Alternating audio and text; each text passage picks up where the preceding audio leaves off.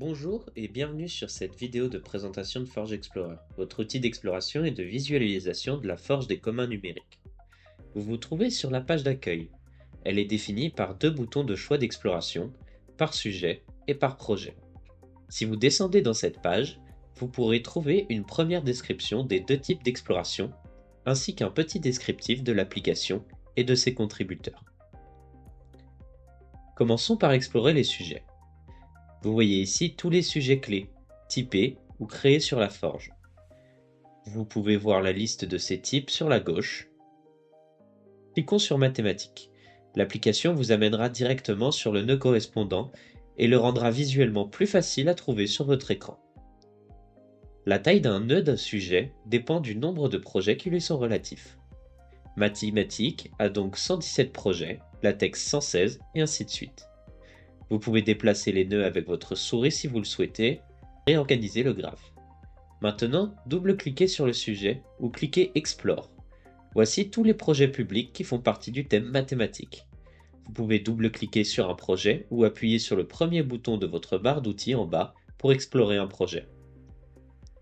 Observez les utilisateurs relatifs à ce projet en faisant un clic simple dessus. Vous pouvez observer tous les projets auxquels il a participé. De même, pour le projet, vous pouvez observer sa description, son README et ouvrir le projet original dans une autre page. Retournons au menu et explorons par projet. Comme précédemment, vous pouvez sélectionner des projets pour voir leur description et le lien vers leurs projets originaux.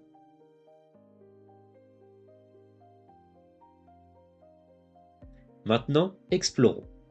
Ce projet a de nombreux contributeurs, mais également un groupe. Vous pouvez visualiser les utilisateurs présents dans ce groupe. Vous pouvez également explorer ce groupe pour voir les projets qui lui sont associés.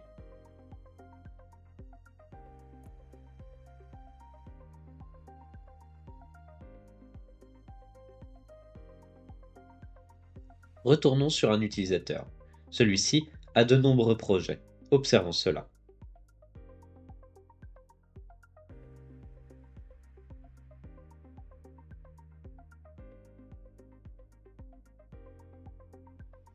Cela fait peut-être un peu trop pour moi. Cachons donc quelques distractions sur notre écran.